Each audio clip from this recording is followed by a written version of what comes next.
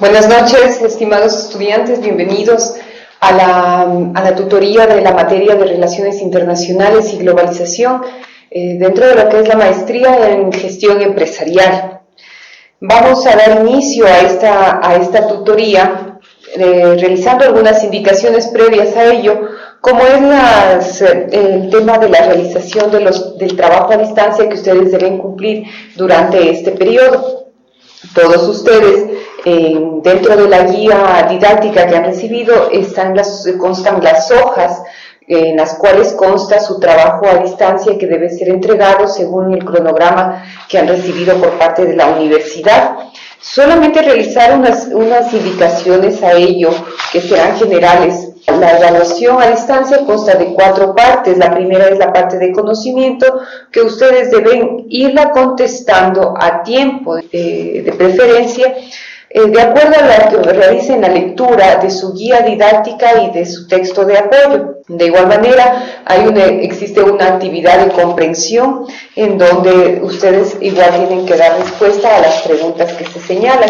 La tercera parte hace referencia a las actividades de aplicación, en donde ustedes deben ir contestando lo que se pide. Aquí ya es un poco más que las 2 preguntas anteriores, porque ustedes deben ir contestando ya un poco aplicar de las lecturas que han realizado de la guía y del texto básico. Lo que se pide en esto que sean lo más concretos en sus respuestas. Y finalmente existe una actividad de análisis en donde tienen que realizar una revisión de acuerdo a 2 videos que en este momento están planteados, ¿sí? En donde sobre el tema de la crisis. Ustedes deben revisarlos a estos 2 videos. Están disponibles en YouTube y en su momento los vamos a colocar en el EVA para que ustedes a partir de estos realicen su trabajo. Les recomiendo que lo hagan a su trabajo con la debida anticipación para que no tengan ningún problema con el tiempo a la entrega de este. Sabido que tienen otras materias más y deben cumplir a cabalidad con todas ellas. De igual manera, recordarles que en este caso tenemos 2 profesores más de apoyo que vamos a cumplir la actividad de tutoría de esta materia en conjunto.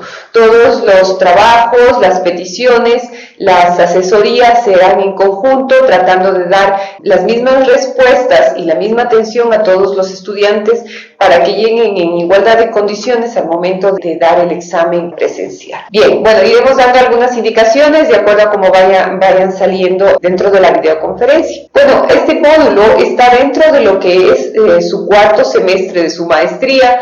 Ya es la última etapa y con este concluiría. Bien, vamos a empezar.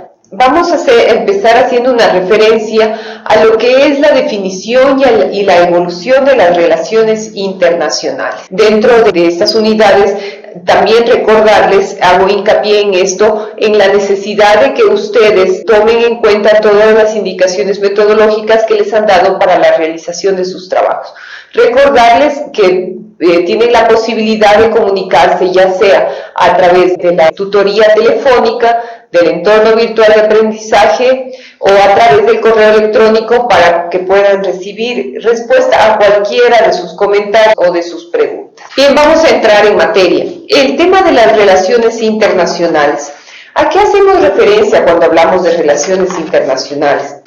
En esta situación actual que vivimos, en un mundo cada vez más globalizado, podemos darnos cuenta de que el tema de relacionarnos, ya sea entre personas, entre países, cada vez tiene mayor incidencia, tanto comercial, tanto económica, social o política. Es así que el tema de relaciones internacionales no es solamente desde ahora, sino que viene desde mucho antes. Podemos tomar como referencia algunos puntos importantes que se han dado dentro de la historia mundial que han marcado los hitos dentro de lo que son las naciones. Uno de esos, por ejemplo, por poner un ejemplo, es el tema de la Revolución Francesa. Pero es importante tomar en cuenta que las relaciones internacionales, cuando los hablamos en un tema más académico, las hablamos dentro de lo que son las naciones. Esto es un punto importante que hay que tomar en cuenta, la relación que se dan entre los países y dentro de ello toda la incidencia y toda la implicación económica, social y política. Otro hecho que sin duda ha tenido una incidencia mundial fue lo que ocurrió en Nueva York con lo que fue el ataque a las Torres Gemelas, que han sido momentos históricos que han marcado o que han cambiado el mundo dentro de lo que es el sistema internacional.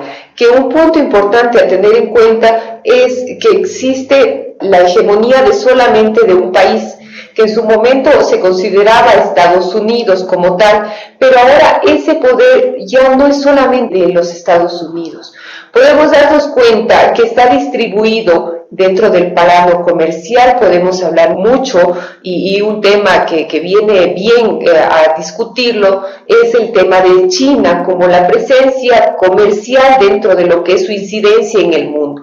Entonces, este poder que en su momento era de uno solo, unipolar, ahora existe una multipolaridad de la distribución del poder dentro de las naciones. Hablando históricamente, ¿cuáles son los orígenes para tratar de encontrar una definición a lo que es las relaciones internacionales? Como lo menciona Pearson en el libro que tenemos como texto básico de esta materia, no existe una sola definición, y no es solamente Pearson quien lo menciona esto. El llegar a una definición de lo que es relaciones internacionales es un tema que ha tomado a varios académicos y a varios científicos de las ciencias sociales que han discutido sobre eso. Lo que existe es variedad de enfoques a partir de los paradigmas, en este caso el paradigma idealista, en el que se relaciona principalmente con los pensadores de la época de Dante, donde la Primera Guerra Mundial toma un papel primordial en lo que es el origen de las relaciones internacionales como tal. Entonces, si tenemos que hablar de una definición única de relaciones internacionales, no la podemos tener en absoluto, porque eso es un tema en debate continuo, más bien son desde los diferentes puntos de vista que se ve esto. Uno de ellos es el idealista, es decir, el que marca el momento de la Primera Guerra Mundial como un momento clave dentro de lo que es las relaciones de las naciones y como tal el surgimiento de las relaciones internacionales como ciencia. De igual manera existe el enfoque desde el paradigma realista. ¿A qué hace referencia esto? Luego, este enfoque realista está dado después de 1945, cuando termina la Segunda Guerra Mundial, y donde se dan una serie de elementos muy importantes en esto. Eso es un momento también clave en la historia de la humanidad, porque a más de ser un momento de fin de un conflicto mundial, también entran a considerarse elementos militares, se da el surgimiento de lo que es una nueva diplomacia, lo vamos a ver más adelante, que es el momento donde se da los inicios de lo que es las Naciones Unidas, se da este nuevo origen de ver la manera de relacionar a las naciones. Como tercer enfoque tenemos el paradigma globalista, en donde se enfoca las relaciones internacionales de una manera diferente a dos paradigmas anteriores, en donde se ve a las relaciones internacionales como un elemento fundamental y como un hilo muy importante dentro de lo que es las relaciones entre las naciones a partir de la globalización que existe entre las mismas. Y un tercer enfoque es el paradigma marxista, en donde se plantea la necesidad y la presencia de los trabajadores como un elemento muy importante dentro de lo que son las naciones, y no solamente la presencia de los gobiernos nacionales, sino también es un planteamiento en donde la parte de los trabajadores toma un papel muy importante dentro de lo que es las relaciones entre los países. Eso es lo que abarca el primer capítulo. Ustedes lo van a poder ahondar luego de revisar su guía y realizando la lectura del texto básico que tiene. La unidad 2 hace referencia a las relaciones internacionales y la diplomacia. Dentro de este tema podemos señalar que la diplomacia es una alternativa hacia lo que es la solución de los conflictos entre naciones. Si bien actualmente existe lo que es la resolución alternativa de conflictos entre las personas, entre las empresas, siempre el planteamiento de una diplomacia ha sido planteada para que sean resueltos los problemas entre países a través del diálogo, a través de la paz.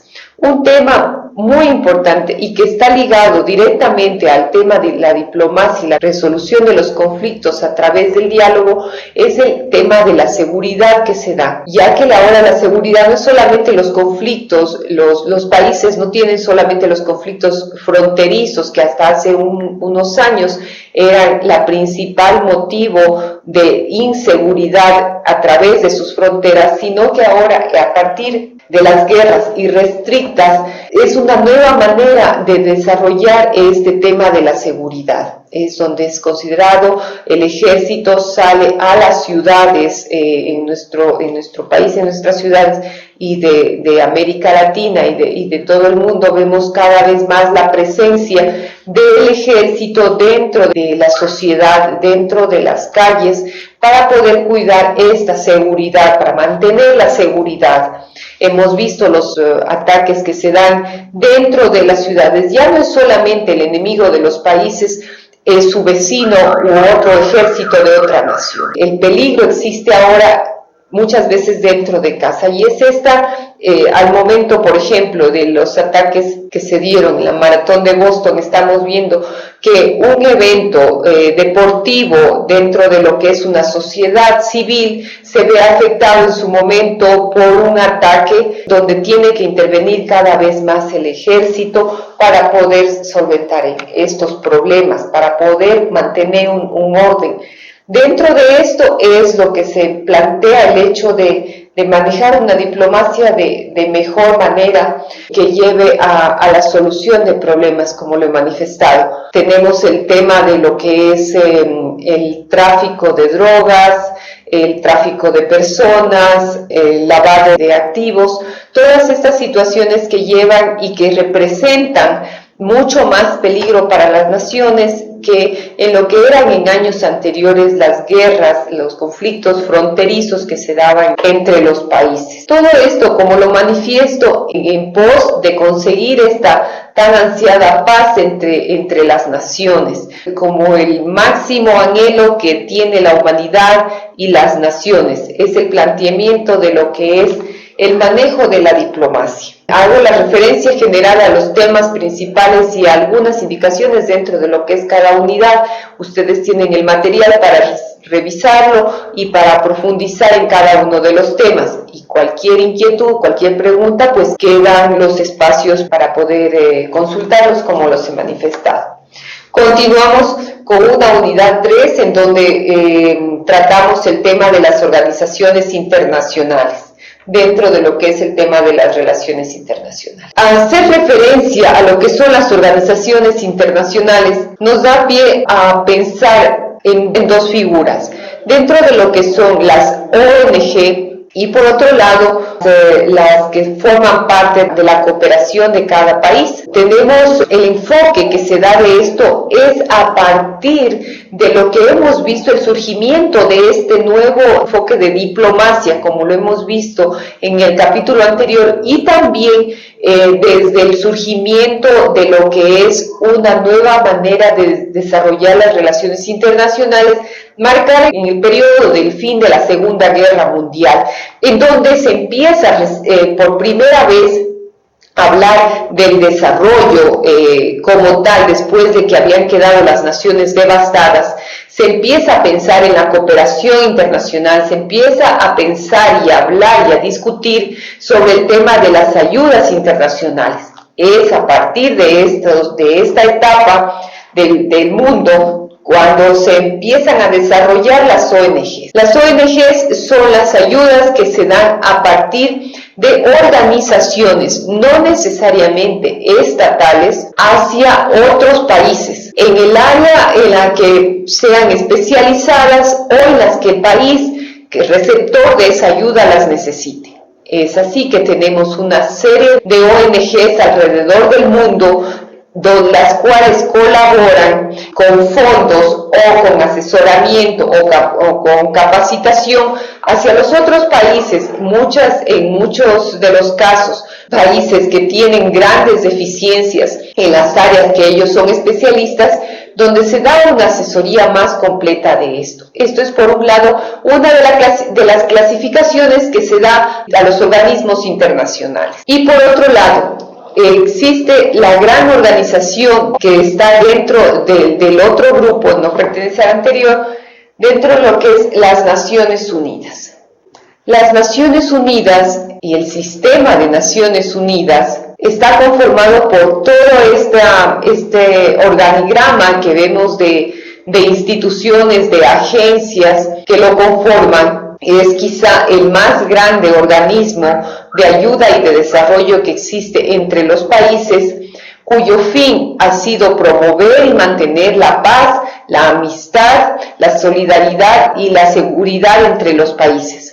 Es así que, enfocados en estos objetivos, propone sus diferentes agencias. La Organización de Naciones Unidas tiene agencias y organismos que van desde el tema de promover el desarrollo. Por ejemplo, tenemos el PNUD, el Programa de Naciones Unidas para el Desarrollo, también el tema de la UNESCO, para lo que es el tema de cultura, de educación y cultura. Además tenemos el tema de UNICEF, dedicado a lo que es la infancia, los niños. Por estos, por mencionar algunos. De igual manera, el tema de ACNUR, la Agencia de Naciones Unidas, del Alto Comisionado de Naciones Unidas que apoya a los refugiados. ¿A qué voy con todo esto? Es por el abanico de ofertas de ayuda y cooperación que tiene Naciones Unidas hacia los países. Es así que esta ayuda se ve desplegada en una serie de países que de otra manera no tuvieran acceso a esta ayuda. También es cierto que es uno de los espacios que últimamente ha sido más discutidos y traídos a discusión por la eficacia de su ayuda. ¿Cuánta ayuda efectivamente se está dando o solamente en muchos casos son foros que no apoyan completamente a lo que es el desarrollo de los países? Pero es importante tomar en cuenta la labor que están realizando en cada uno de ellos para lo que es el fortalecimiento del desarrollo, el fortalecimiento y erradicación de problemas como es el tema de educación a los niños, el tema de nutrición, el tema de salud. Dentro de este capítulo, en su guía didáctica y en el libro, y sobre todo está señalado el sitio web, tienen una completa información y a detalle todo esto. Yo lo que hago en este momento es hacerles referencia, pero luego ustedes con cualquier inquietud que tengan, pues podemos reforzar aparte de lo que estamos dando en este momento. Una unidad número 4 hace referencia a la Unión Europea. Estamos dando unos grandes brochazos a lo que es el tema de las relaciones internacionales. Y dentro de ese análisis no podemos dejar de lado el tema de la Unión Europea. ¿Por qué? Porque es uno de los temas a discutir dentro de lo que es un análisis comercial, político, social y cultural de integración dentro de los países. La Unión Europea, como dato, ha sido en el año 2012, recibió el Premio Nobel de la Paz por ser uno de los grupos de las organizaciones que más ha apoyado el fortalecimiento de la paz a partir de la integración de la unión entre países. Es importante tomar en cuenta la parte histórica de la Unión Europea, en donde existen los fundadores de la Unión. Hay que tomar en cuenta que el pensamiento, los primeros pensamientos que se dan para lo que es la unión de una Europa que había quedado devastada después de la Segunda Guerra Mundial, ese es el momento en donde se empieza a pensar en reestructurar, en reconstruir Europa.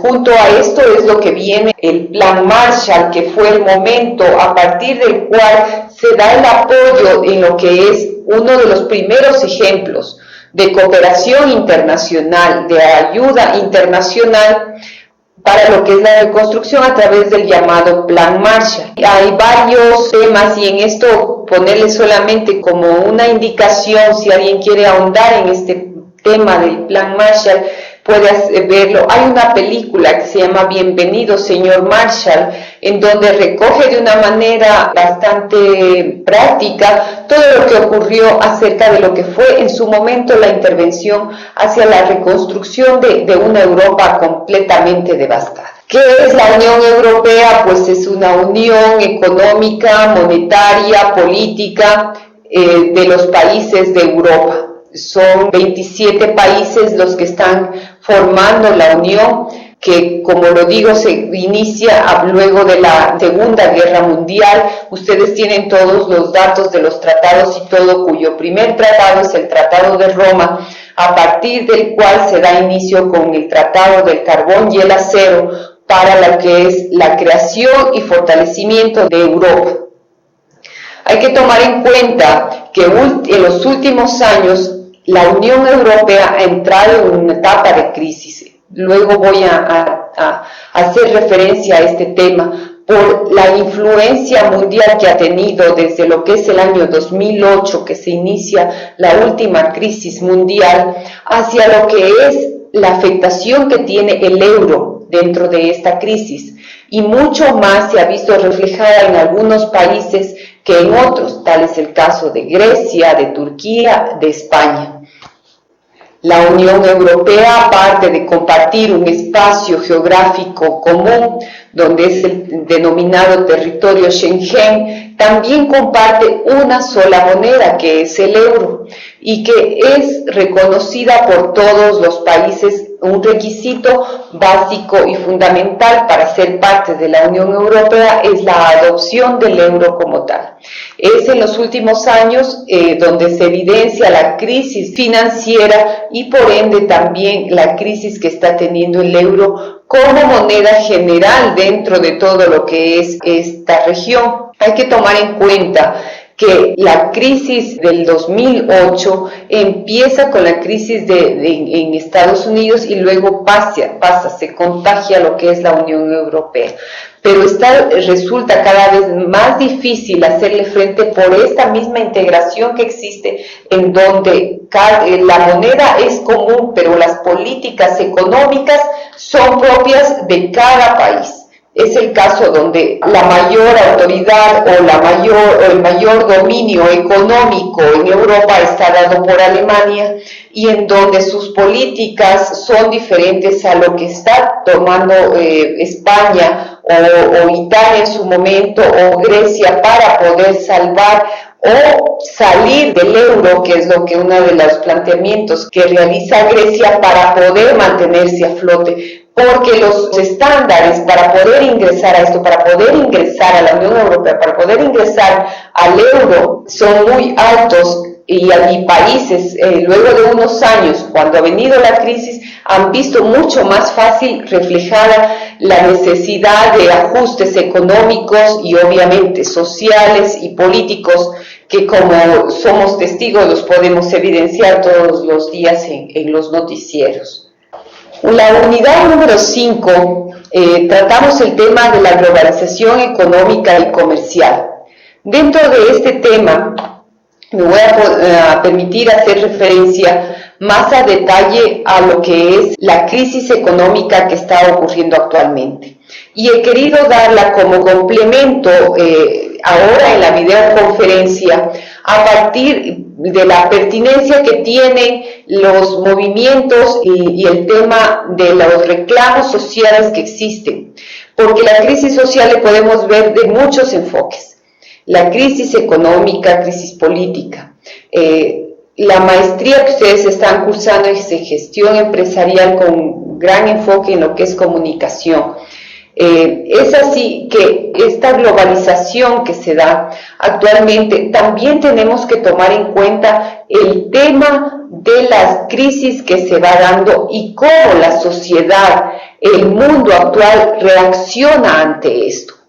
Quiero hacer referencia y complementar, y en esto sí manifestar que no consta en la guía didáctica, pero esto es un complemento a lo que se plantea en ella, el tema de lo que es las protestas que se dan a raíz de la crisis económica. Y vuelvo sobre el tema de la crisis a partir del año 2008, de esta última que se está viviendo, cuando existe un movimiento muy singular, diferente a todos estos, a todos los movimientos anteriores que se han dado dentro del mundo, de las revoluciones, de los cambios que han existido, por las características especiales que toma, porque todo lo que hemos hablado anteriormente se reúne, se fusiona en esto. Tanto es el tema de lo que es diplomacia, el tema de ayuda internacional, el tema de lo que es también las tecnologías de comunicación. Todo esto toma un nuevo giro a partir de lo que está sucediendo. Y es una realidad que está ocurriendo en estos momentos. De lo que voy a hacer referencia en estos minutos será ejemplo y reflejo de lo que está ocurriendo en Brasil en estos días, hoy, mañana, en la noche, lo que está ocurriendo estos días. Es el tema de los indignados, que es una nueva realidad de movimiento social dentro de un mundo globalizado que reclama de una manera diferente hacia un sistema político, hacia un sistema globalizado que cada vez necesita ser tomado en cuenta y considerado de una manera diferente, ¿sí? El tema de los indignados surge a partir de lo que es las protestas en la primavera árabe, como una manera de reaccionar hacia los problemas políticos que se dan. No se denomina, nadie sabe de dónde salieron este nombre de indignados, pero ellos se autollamaron como tal. No existe un antecedente histórico ni científico para haber sido llamados así, pero son los movimientos sociales que están actualmente dándose lugar en las principales ciudades del mundo como respuesta a lo que son las políticas sociales que se están efectuando. Las personas empiezan a agruparse en espacios de autonomía.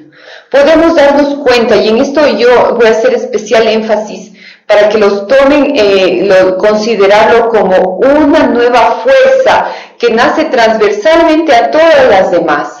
Son espacios de autonomía. Esto es lo importante que hay que tomar en cuenta, que no están identificados con ningún partido político, con ningún movimiento político, sino que mantienen esa autonomía de que cada persona quiere reclamar por algo. Sobre todo el tema social, el tema económico, es esa indignación que se ve reflejados en estos grupos. ¿Cuál es su principal plataforma? El ciberespacio. Esto es una característica muy importante de estos movimientos. Se convocan a través de las redes sociales, no existe una convocatoria a través de la televisión, de la radio, no. Son las redes sociales las que en estos últimos años toman especial importancia y a través de las cuales se autoconvocan estos grupos, que pasan de ocupar las calles y a elaborar proyectos ligados a verdaderas preocupaciones.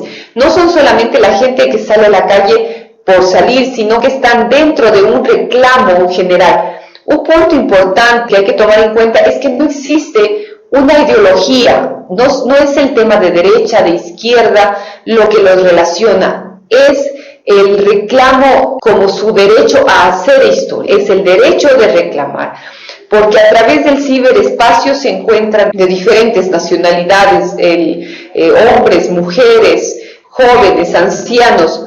Estas son características especiales de estos nuevos movimientos que se están dando en las grandes ciudades y en nuestro país también, como vamos a ver, de lo que es el reclamo, de lo que es la incidencia dentro de los países. El tema de los indignados, ¿cuáles son una de sus características principales? Estos movimientos ignoran a los partidos políticos, no salen a las calles con una pancarta como tal del partido de la A a la Z, no, son grupos, son movimientos, son grupos de personas que salen espontáneamente por arriba de las ideologías, como señalamos, dando lugar a su derecho a protestar. Desconfían de los medios de comunicación como tal, por eso las redes sociales es su nueva manera. Con la difusión de todo lo que es el tema de redes sociales, pues estas redes sociales son las que fortalecen la unión, la autoconvocatoria que existen para estos. Las convocatorias a través de Twitter, Facebook, donde se da voz de que va a existir un movimiento para reclamar sobre tal tema. En el caso, por ejemplo, de España, en el tema de las hipotecas, estos días, hoy en la tarde, en la mañana, en estos momentos, se están dando en Brasil estas convocatorias hacia lo que es el tema de los indignados, y es a través de las redes sociales en donde estos movimientos toman forma. Rechazan toda forma de organización formal, es una de las características. No existe un líder, una cabeza que lleve la dirigencia de estos movimientos. Es todo el grupo, y eso es una de las características especiales de estos movimientos. Debaten colectivamente de los temas que los convocan, tanto en asambleas locales o a través de las mismas redes. A través de Internet es donde se intercambian las ideas, las opiniones de estas convocatorias. Es importante tomar en cuenta que esto es uno de los ejemplos de lo que es la globalización, ya que estos movimientos tuvieron su origen en Túnez, pero se han dado en Islandia, el tema de la revolución egipcia, existen los ocupas en Wall Street, pasando por los indignados de España también. Y estos días donde toma especial vigencia estos movimientos en lo que es en Brasil. Tenemos una fotografía ahí en este costado de lo que fue en su momento en la plaza de San Francisco, de la ciudad de Quito, de nuestro país, donde también se hizo una protesta de los indignados. Hay que tomar en cuenta que la tecnología no produce los movimientos.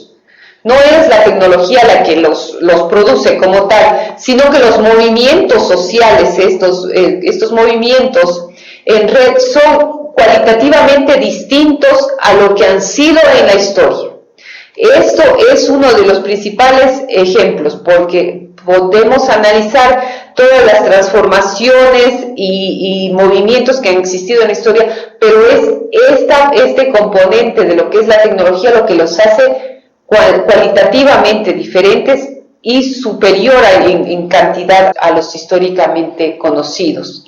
Dentro de este movimiento hay espacios para debates abiertos, llegan a ciertas convergencias, pues cada uno lleva sus ideas, sus proyectos, sus motivaciones. Pero hay que tomar en cuenta que lo que se construye es un espacio público de debate para decir y hacer cosas.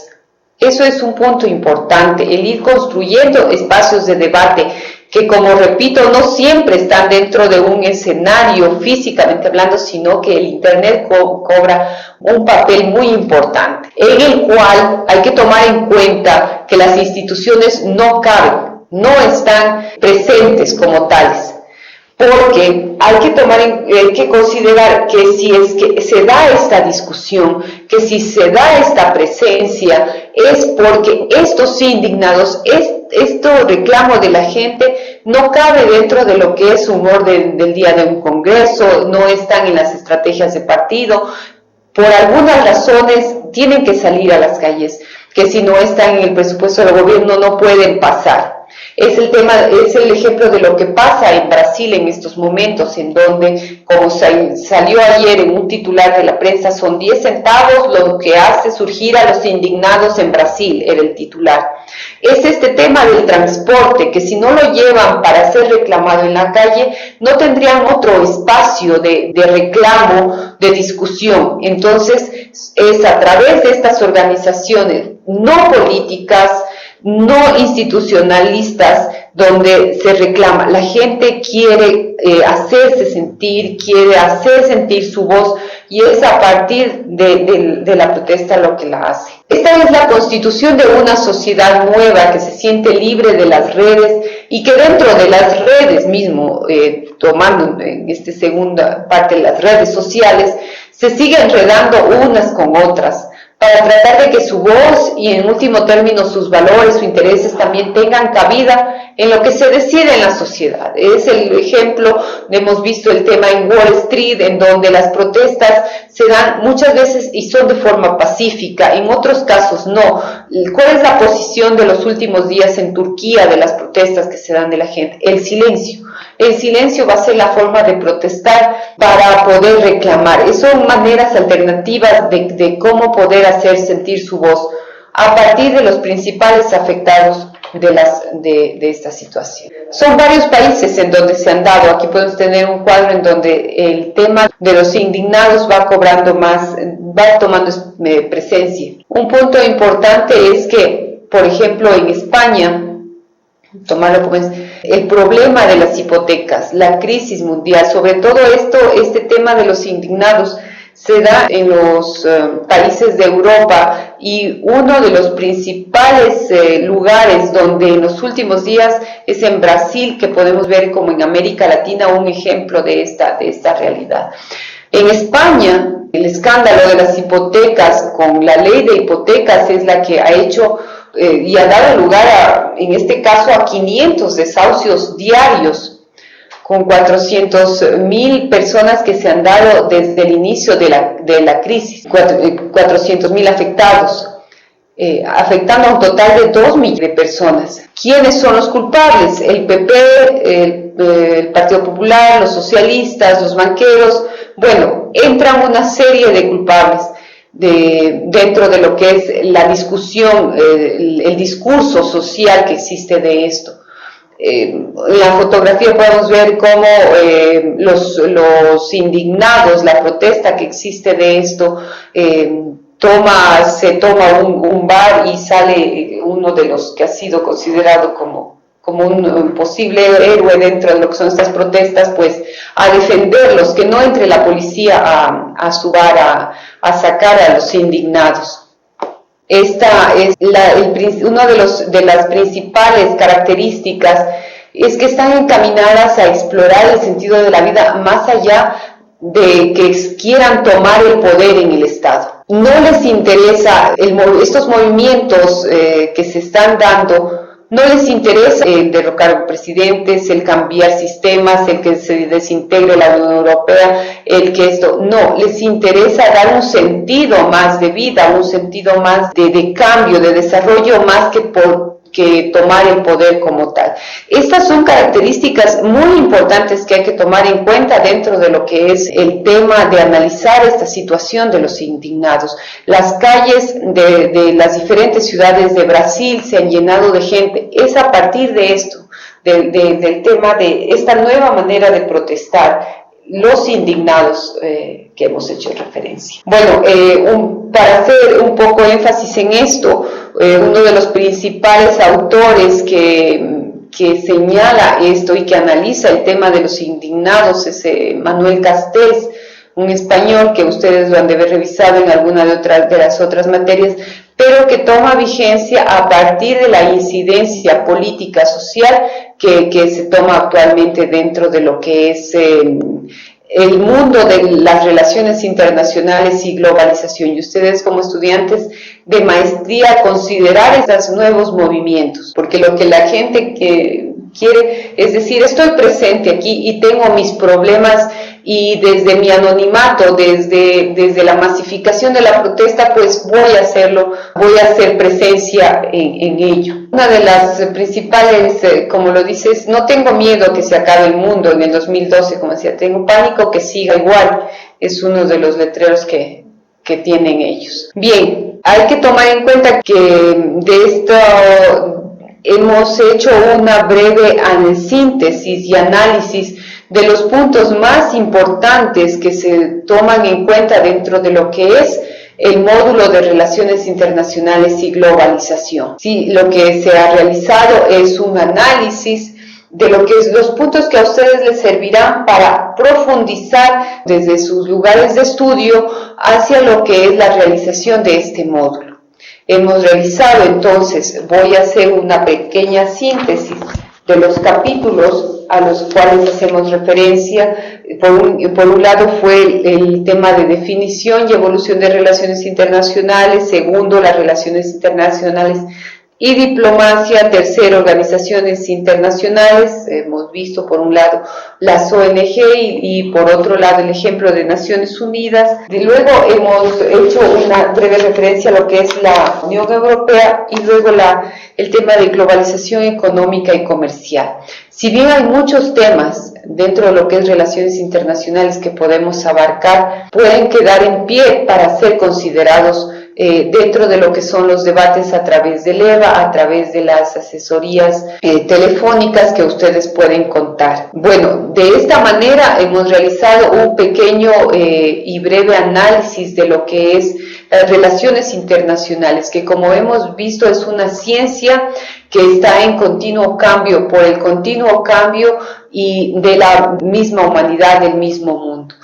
Ustedes como estudiantes deben tomar en cuenta estos diferentes aspectos. Un elemento muy enriquecedor de lo que son las relaciones internacionales es la transversalidad que existe con el resto de ciencias, tanto con la economía, con las ciencias políticas, con el derecho, con temas especialmente como el desarrollo, con temas como es la seguridad, lo que es y como hemos visto en ese punto que lo considero importante, la influencia de las tecnologías de información y comunicación hacia lo que es un desarrollo de una problemática que es más grave en unos países del mundo que en otro, pues de la manera de cómo la gente está saliendo a realizar su reclamo, no en pos de conseguir el poder, sino de ser escuchados, de que tengan nuevos escenarios de poder expresarse. Bien, bueno, hasta aquí el tema de esta tutoría.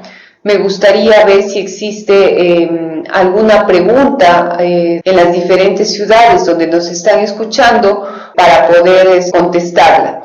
No sé si podemos revisar si existe alguna inquietud desde las ciudades. Desde la parte técnica, no sé si me pueden confirmar si existe alguna pregunta.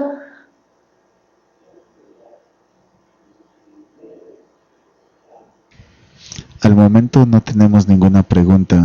Bueno, me acaban de informar que no hay preguntas, pero si bien es cierto, ustedes podrán revisar este material posteriormente y es a partir de ello donde pueden surgir sus inquietudes. Recuerden que ustedes pueden hacerlo a través del EVA, a través del correo electrónico o a través de la asesoría telefónica. Esta situación, somos 3 profesores los que estamos llevando la materia. En este caso son 2 de apoyo, pero tengan ustedes la tranquilidad de que todas las indicaciones, las preguntas, todo será con un común denominador para que ustenes puedan tener las mismas respuestas a lo que son sus inquietudes. Estamos en continua conversación con ellos para que ustedes puedan tener las asesorías dentro de lo que es los mismos temas que estamos tratando. A más de eso, recordarles que tienen la posibilidad de realizar sus trabajos con la debida anticipación, lo cual les dará tiempo para prepararse de mejor manera para el examen presencial. Los exámenes presenciales hacen referencia sobre todo a los puntos que hemos tratado en esta videoconferencia, respaldados en su guía didáctica y por supuesto en su texto básico. Bueno, sin más, recordarles que tienen que organizar su tiempo, revisar su material didáctico y pues ponerse manos a la obra. De esta manera hemos concluido la tutoría de Relaciones Internacionales y Globalización correspondiente al 4º módulo de la Maestría de Gestión Empresarial. Muchas gracias por su atención, muy buenas noches.